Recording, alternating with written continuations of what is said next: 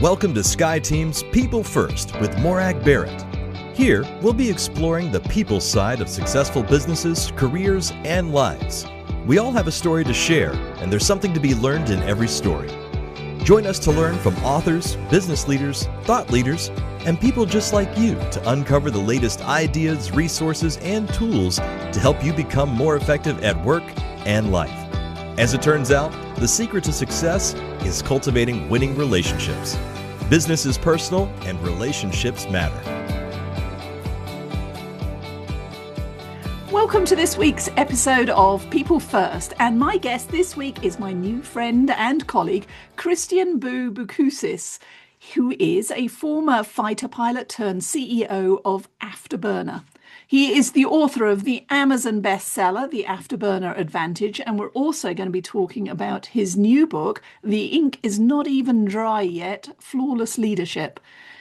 Chris has worked with over 3,500 organizations and 2 million leaders worldwide, including Super Bowl winning NFL teams, to bring clarity, alignment, and speed to leadership.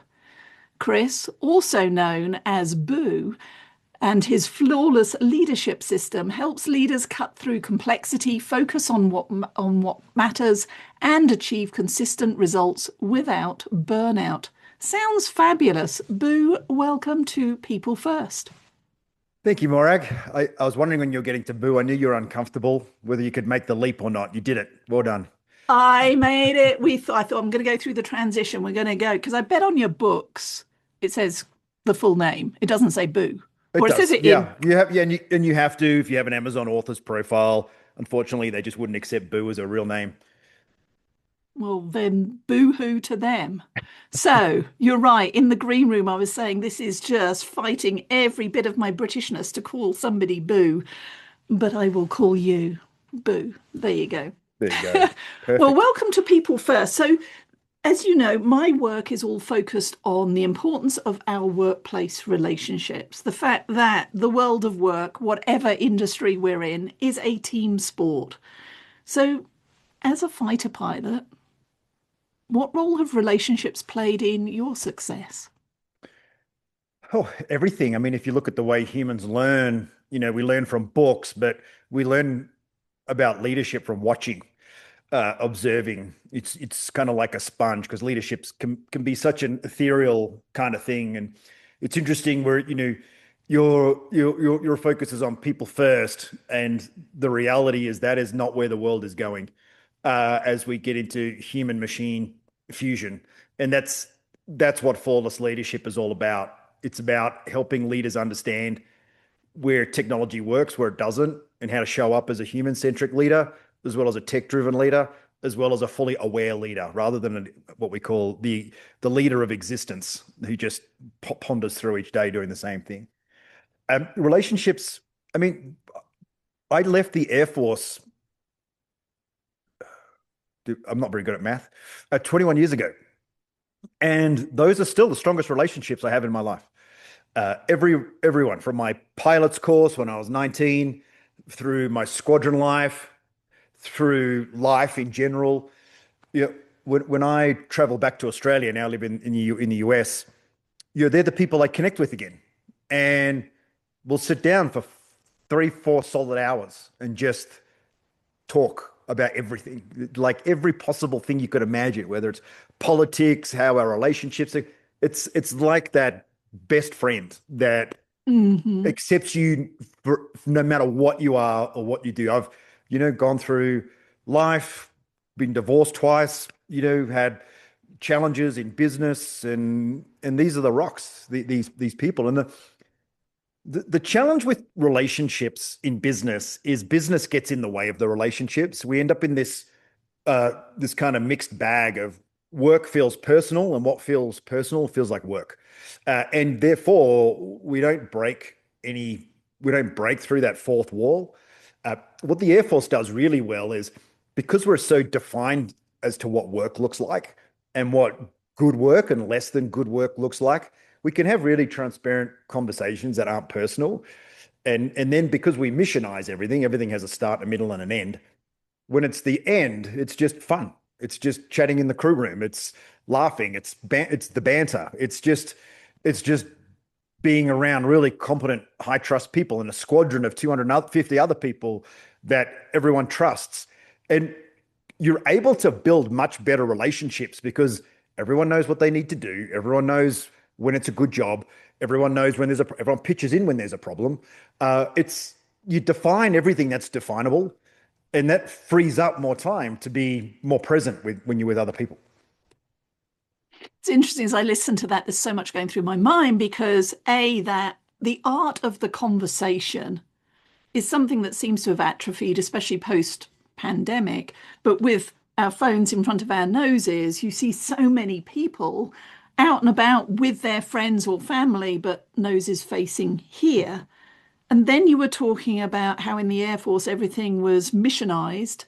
And I'm thinking about my first call today with a potential new client with an executive team and an executive team coaching scenario. And the contact I was talking to was saying, yeah, we don't have the psychological safety. And to be honest, we just need to have fun. They're so focused, as you said, on the business that they're all wearing a mask of here's the role I'm supposed to play on this team. But as a result, they're not getting to the real conversations that are helping them to accelerate the business, but also achieve the results that they're just not aligned around. And so breaking through the fourth wall for me is at the heart of the work I do. So where does flawless leadership bring all of these threads together? Well, fighter pilots, we love concepts. We love connecting with why, purpose, all that stuff. And in our world, that's really easy. The saying we have is as a fighter pilot, particularly as an instructor, as a leader, is don't live in the world of what, live in the world of how. And when we talk about psychological safety, I mean, everyone wants it, but how do you do it? Yeah. And so we have a system. So flawless leadership is the system that transforms leaders from overwhelm to impact. And when we talk about impact, we say there's only one way you can make an impact, and that's to create a target and hit it. And when you hit a target, you make an impact, which then gets leaders to start thinking a little bit more around those targets. What is the target from a personal perspective? What's your personal win? What's the target as the collective team win? What's the target as the business? And once you know what those are, you can lead and start to create alignment between those three. So flawless leadership is mastery of the three dimensions of leadership: mindset, method, and moments. That's all you need to know. That's all you need to master as a leader. So when we talk about mindset, we talk about the mindset a fighter pilot has. And when I read Carol Dweck's book 20 years ago, when it first came out, the first book on mindset, I just read it and it was like, duh, like why is this a book? This is the Air Force. This is exactly how we do everything. And again, at that time, not being particularly outside my own bubble of fighter pilot world, I didn't appreciate, and I do now as the CEO of Afterburner and as a keynote speaker, just how clueless people are on what mindset is. So we built a system of mindset. We call it IRCA, IRCA, where you set your mind to the future. So you're very intentional. So every thought starts with, where am I going? Not what am I doing? Secondly, it's transparency around your reality, like of this environment and things not going right. How much of the situation is me versus the environment? And let me give you a hint: it's 100% you. Then we go into curiosity and we ask ourselves, what is it about me that isn't getting me to where I want to be? Or do I not have a skill? Have I not done enough research? Am I not healthy enough? And then the A in IRCA is action. Like, just do something small that you can do the first thing you do in the morning or immediately after the event.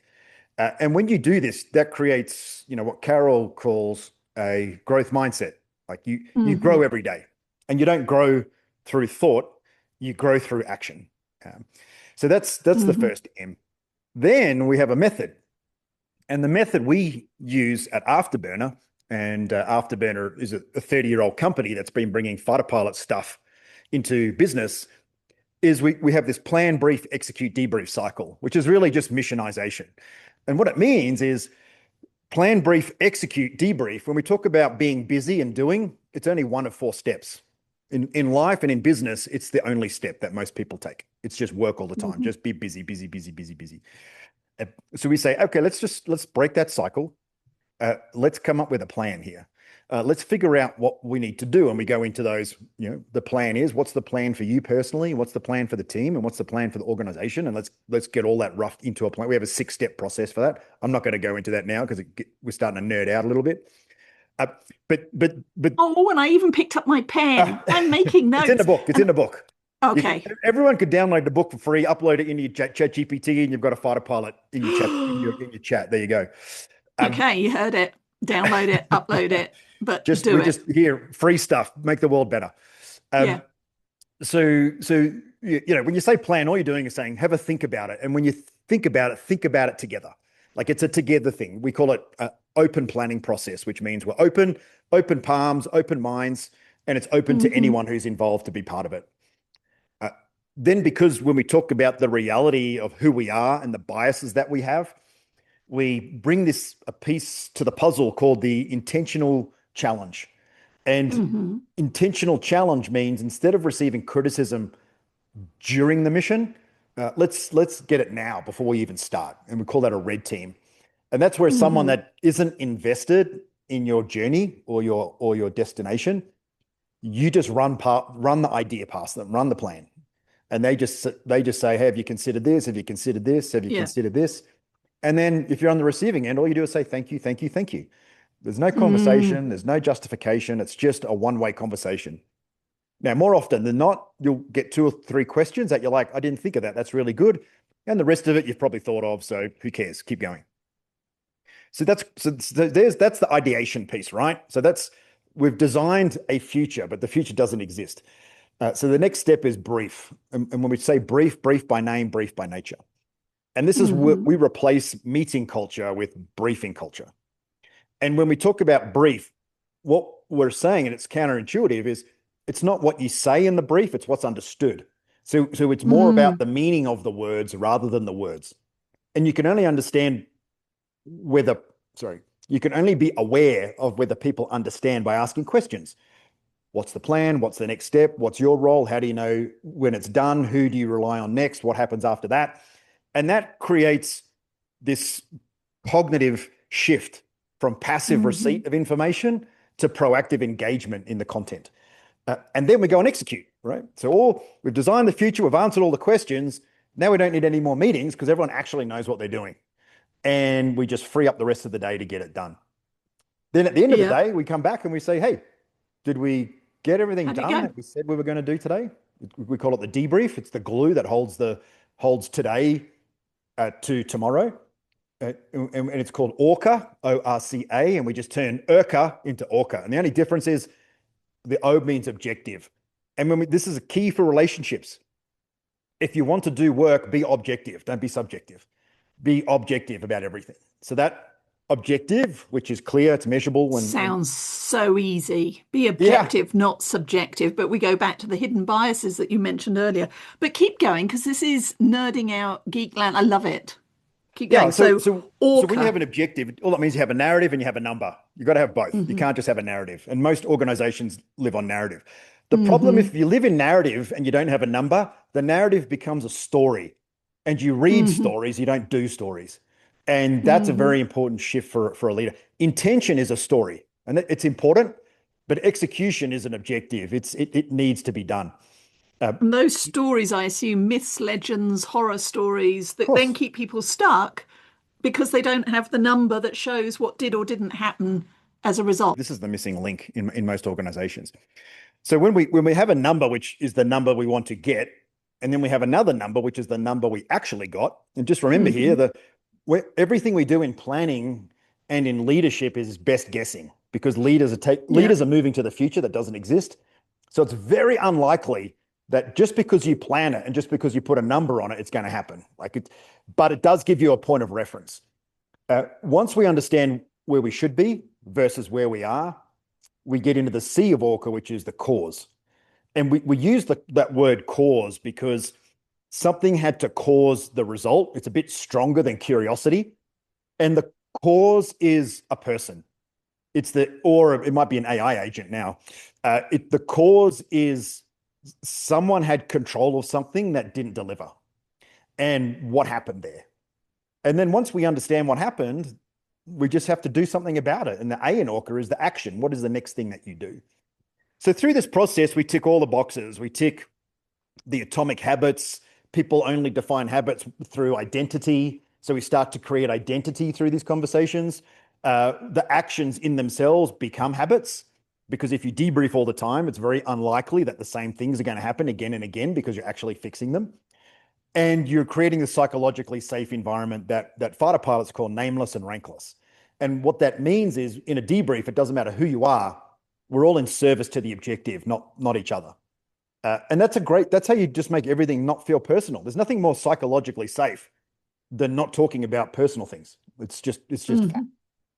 And the overriding principle is the focus on what's right, the data and the metrics of success, versus who's right, the opinion of performance. So you can see within that conversation, 99.99% of businesses don't have it, and they don't operate that way. And that's the opportunity, because it is only 4 steps. The challenge is most companies don't have objectives, or if they do, they're very big. No one actually understands their role in the success or achievement of those. And as a result, every time we have a meeting, which is really a debrief, is looking backwards to move forwards, whereas a meeting is just looking backwards to figure out what on earth is happening. To point finger and blame invariably, and that's where it gets just make stuck. Excuses. Yeah, it's just we call it the excuse matrix. All right, let's bring out the excuse matrix. What are the 100,000 things I can't control that I can blame this on? So again, a rule of debriefing is no excuses. You can have the excuse, but then what? Like, get back to the individual. We had an event, it rained. Okay, so then what did you do? I didn't do anything because it rained. Okay, well, that's not what we do. So let's work out a plan now for next time that happens. And if it rains, what is it we're going to do? Are we going to make sure we have our indoor facility booked? Are we going to move to another time of the year where the weather's a bit more stable? There's a whole bunch of stuff that you can do. And then you can break that all the way down to the coding layer of building an app. And it's like, oh, the app doesn't work. Okay, why doesn't it work? Is it the code? Is it this? It's your fitness goals, your dietary goals, your life aspirations, your studying to learn French. All of it can operate within this framework. The problem is everyone approaches work without a framework. That's why it doesn't work. You have to frame the work for it to not be work. Remind me, the 3 M's: mindset, method. And the final one is the moments that we show up as a leader. And this is really the application of the mindset and the method in the 3 different moments. And the first moment we have we call that the people leadership moment. That's the human-centric moment. Mm-hmm. And there are a few rules about operating in the human-centric moment of leadership. It's a zero technology space. There's no phones, no watches, no laptops, nothing. It's pure human connection. And there's no discussion of work. It's all personal, all right? People aren't very good at those conversations. No.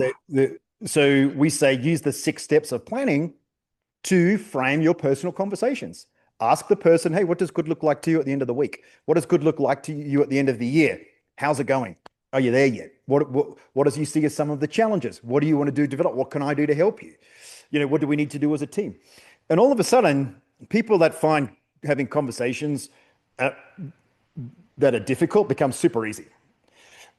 Then the second moment of leadership, we call that the impact leadership moment. And those are the moments in business that we measure. So it's successfully hitting a target, achieving a target, missing a target. And to be an impactful leader, you have to be crystal clear as to what everyone's objectives are. It's a focus on where we're going, that everyone in the team knows where they're going for themselves, and that we just let them get on with the work to get there. And we frame it up with debriefing.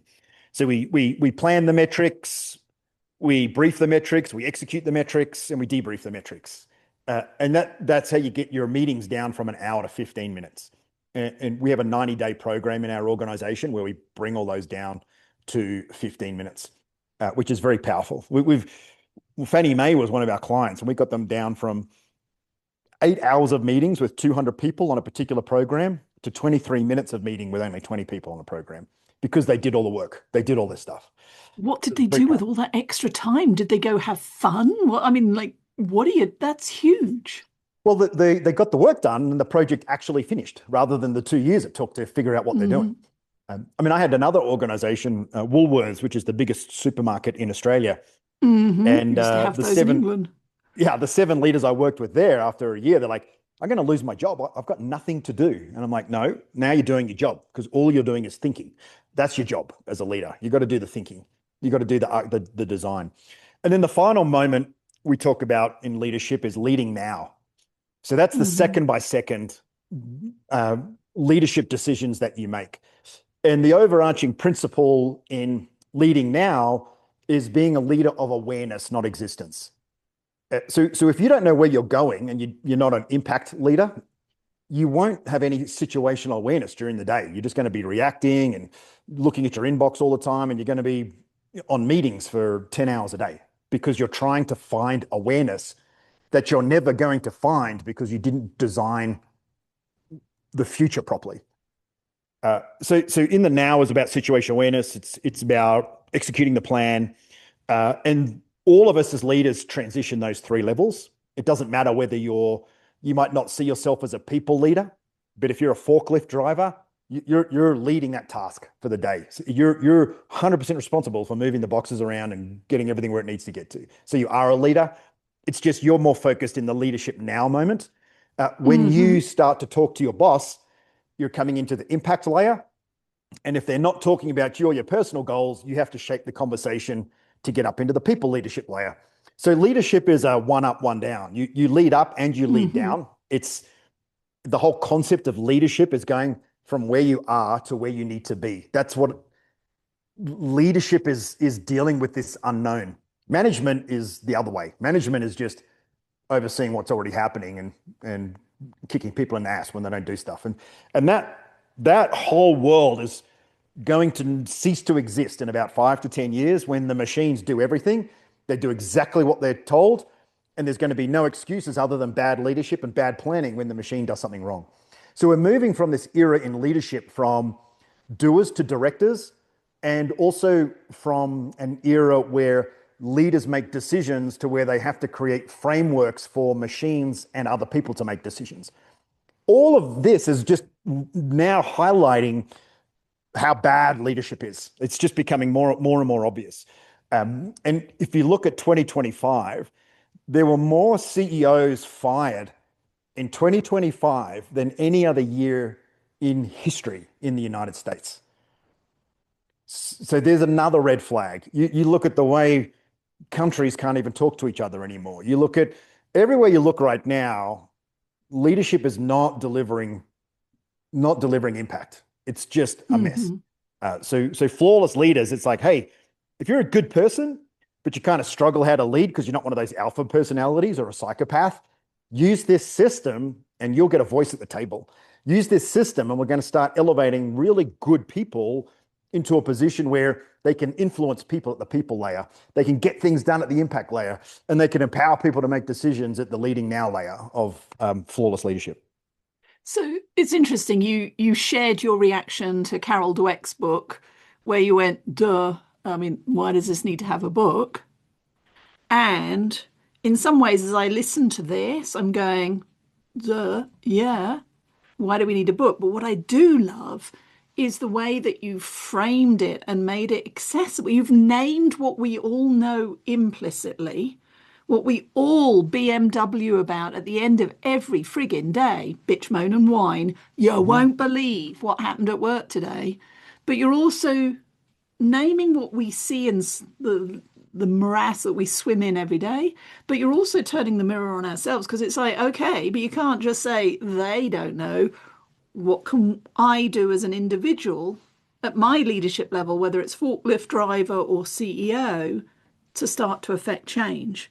So, in the work that you're doing with the teams and leaders that have brought you in, firstly, where is the biggest resistance of, duh, but we can't hear because we're special? We can't hear because we tried that 5 years ago. So where's the resistance? And where is the deceptively simple quick win that can have the biggest impact? Yeah. So the main problem is busyness. That's Hmm. at right now in the world, it's too busy to think. I'm just any single thing that I hear that's new, I just can't process because I'm so lost in what I'm doing. I'm I'm I am I am buried in my history. I'm not even invested in the future. That's the challenge. That's the challenge for us in terms of selling as an organization. It's the challenge that we see when we're implementing our programs, the last minute cancellations. Oh, we're too busy to Oh, sit down and think about what we're doing. We're too busy for that. And it's like, well, that's the problem. I mean, that's it right there. Uh, the quick win is just invest in understanding what debriefing is, because debriefing is it's the catalyst for everything, because it's always about and then what. So hmm. in what you normally find, you know, and I say this to people, they're like, I just feel like I'm stuck in my life, and I'm like, well, are you stuck or just not moving? Like where are you going? I understand if you're stuck on the way to somewhere, but if you're not on the way to anywhere, you're not stuck. You're just immobile. You've made the decision not to move. Um, so there's nuance in those words as well, and that's what debriefing does. Because the first question you ask yourself when you sit down is, what am I trying to achieve? Like, where am I going? I feel this way because of what? What is the expectation that's not happening to make me feel this way? And that's what we're not very good at. Secondly, as we get older, we're typically uh, we've lost our motivation and we've become cynical because we've tried to do so much that didn't work. And the only reason it didn't work is because you didn't debrief. If you debriefed, you would have got there. I've built 4 multi-million-dollar businesses from scratch, and I've never been to college. I barely got through high school. I firmly believe that whatever I want to be and whatever goal I want to have, I will get there. You just got to debrief. I don't know how Great. long it's going to take. Iterate. Yeah, Yeah. I don't know how long it's going to take. And what you find in debriefing is companies want to debrief today's results, but when you get into it, it's like it's not today's results that's the problem. It's there's just no system here. It's just everything is open to interpretation. And I'm not talking about uh, things that require flexibility. I'm talking about a company that runs a factory and there's defects all the time, and there's defects because it was designed wrong, but no one wants to talk to that person because they're the founder of the company and they design everything, and it couldn't possibly be them. Or within the production uh, production line itself, they're using old production techniques and tools to build a new product because they don't want to invest in the new tools because it's too expensive. And then they get into this, we call it the death spiral, Oh, where yeah. All the the reasons why they can't change. yeah, Yeah. they're doing new. They didn't do new right, so now it's costing them money. They don't want to spend the money to make new the standard because they didn't bother to spend the time planning. I mean, I'm talking very generically. Some companies do this exceptionally well. You look at Lego. I mean, Lego realized that they can from scratch build a factory that can take buyer demand for products and re-engineer the factory floor to make more of those products within 2 weeks. Yeah. And then you've got, other organizations like car manufacturers that are building basically the same cars that we've been driving, since the Model T Ford, just an Hmm. iteration of. It's that whole we know there's a problem, but let's pretend it doesn't exist. But even when we choose to accept there is a problem, oh, but it's too difficult, too expensive to fix. Meanwhile, we know the problem is only going to get worse, but you know what? Not my shift, and the next person can deal with it. And also maybe that there's not going to be any glory because going back to busyness, the other thing that we celebrate, certainly in the Western career path, is you either come in and fix or you meet your goals and you get promoted to that next level. So the idea of taking on this hairy redesign, this could be career limiting. But the We call irony is that it's career limiting for everyone if we don't fix it. So you're in this kind of damned if you do, damned if you don't. yeah, and it's whenever you fix something, it requires work, right? And everyone's too busy to do work. But the current work we're invested in is the work in something that's broken, not fixing it. In the book Flawless Leaders, I have a chapter called The Avenger Effect, which is this inner narrative leaders have that says, if I'm a superhero, I get rewarded. Oh, And yeah. and as a result, they exhibit all those behaviors you were just mentioning. They want to save the day, they take over from their people, they want to make sure that they unconsciously cause problems to solve to support their narrative of I'm a superhero. Bingo. Yes, and I have something similar in Cultivate. I talk about that hero mentality. I'm here to save the day, and I get Yeah, rewards. But then again, worst case, you get arson, i.e., I start the fire in order to be the hero to put the fire out, and that doesn't solve anything either. yeah. So, let's go all the way back to the mindset piece. I want to ask about psychological safety because the example you gave in moments, certainly, you said people leadership, it's the human centric bit, no technology, it's all personal, no discussion of business. And yet, what I heard in the example was tell me where you're going, which is business adjacent. Well, Where do we it get has to into be it has to the be business true? adjacent because if you want to buy a new house with your new fiance, the only way you're going to get there is through work. And if work can help you get there faster, because you can have a conversation around, look, if because I have a philosophy that well, it's not my philosophy, it's well researched that one high performer is equivalent to seven normal employees, right? So to me, inside every person, there's seven times more. So if you're really smart on this and you're intentional and you're a flawless leader, you would say, my personal ambition is to buy a house. My personal ambition is to have a BMW, whatever it is, right? Can be shallow, that's fine. Um, you can say to somebody, hey, look, boss, I'm willing to do two people's worth of work and get the results that two people can get, but I want this compensation for the extra work. Now, the challenge there is that the boss goes, well, no, no, no, no, no, no. Why aren't you doing two people's work for nothing? And at which Hmm. point you can say, well, boss, research, yeah, and this is where intentionality comes. Like, be informed to have these conversations, and it's where you can have a conversation with a boss and say, hey, look, you and I both know that within this team we're not achieving our full potential, and that's okay. The company accepts that because it's been like that since I've been here for 2 years. What I'd like to say is I think I'd love to be a catalyst for change. We've been doing some research. This is what I've read. I think I can do this, but it's not really that person's obligation to make the decision, but it is their obligation to inform the leader. Now, if their Hmm. leader was a flawless leader, they'd go, hell yeah.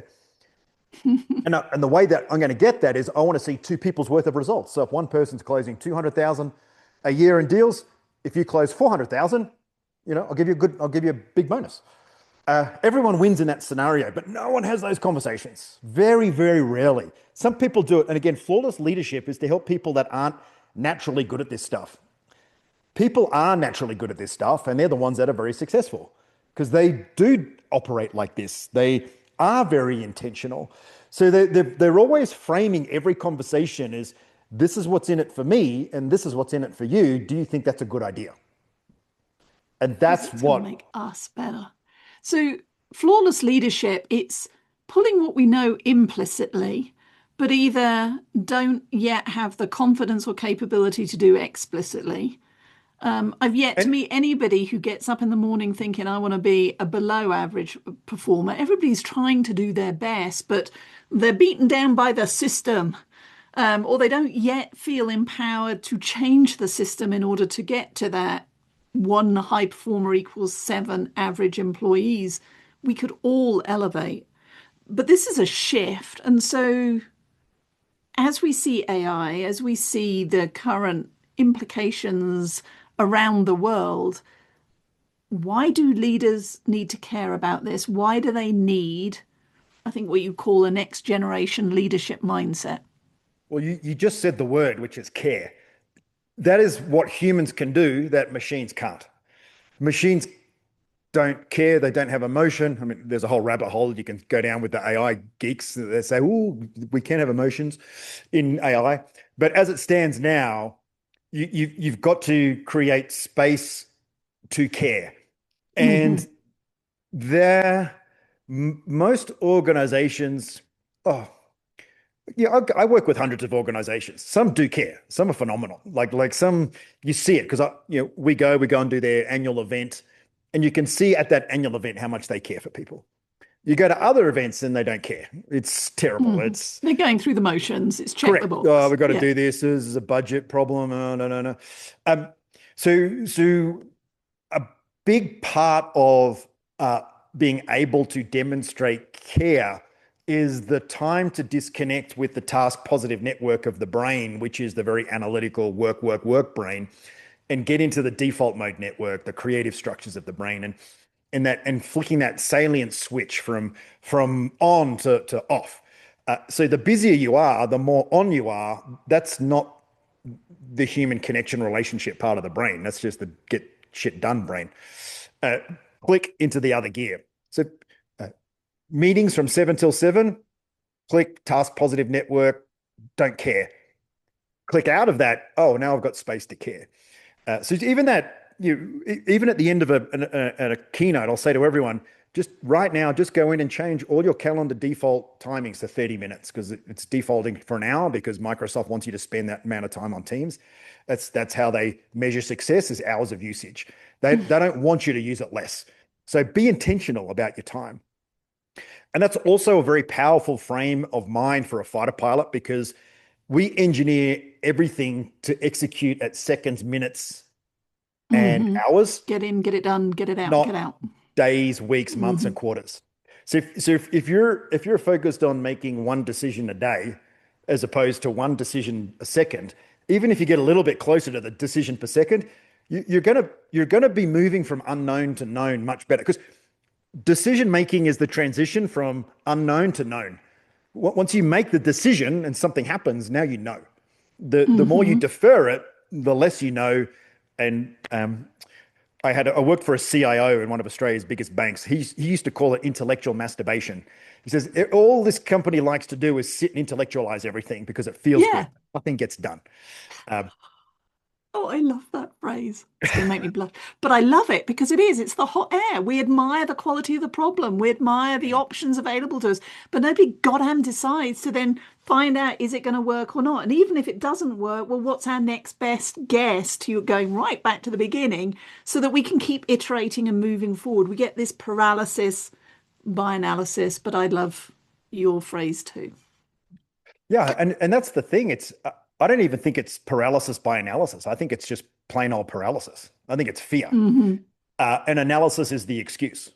So debriefing removes the fear because it says stuff's going to go wrong. So we get that, but we're going to catch it early. And most companies reflect after a catastrophic event or after a negative event. Debriefing is designed to stop the airplanes crashing. If we only Yeah. debriefed when the airplanes crashed, hundreds more would have crashed.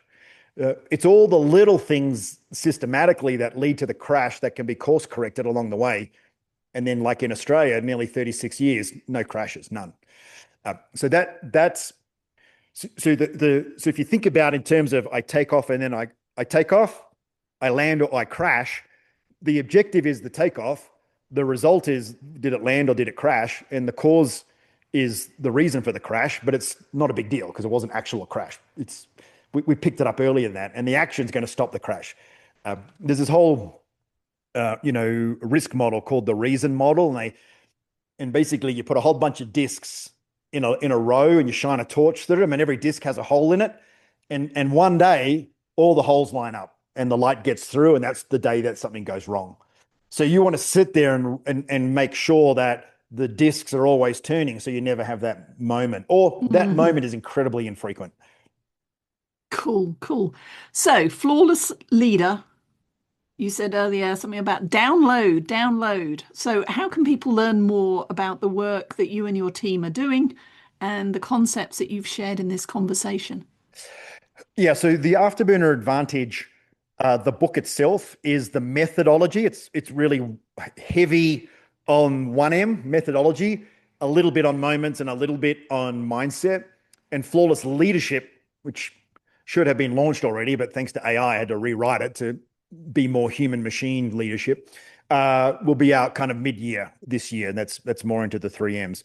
But I'll make sure we send a link where people can just download an e-copy of the Afterburner Advantage, and they can just upload that straight into their GPT, and you can set up a planning agent to help you plan. You can set up a debrief agent. You can set up a I just want to be a better leader agent, and it will just frame all the context of the book into your very specific problems.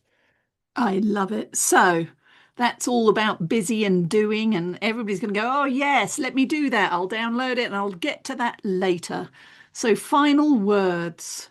What are you hoping that people take away from this conversation?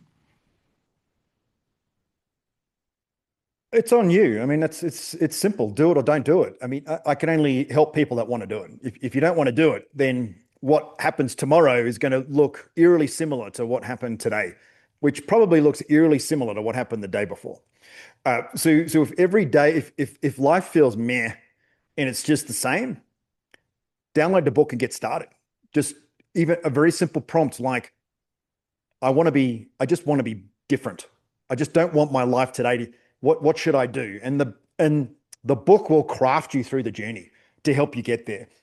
And the biggest thing it will help you with is not, I want to be different. It'll help you with what to do tomorrow to start that off.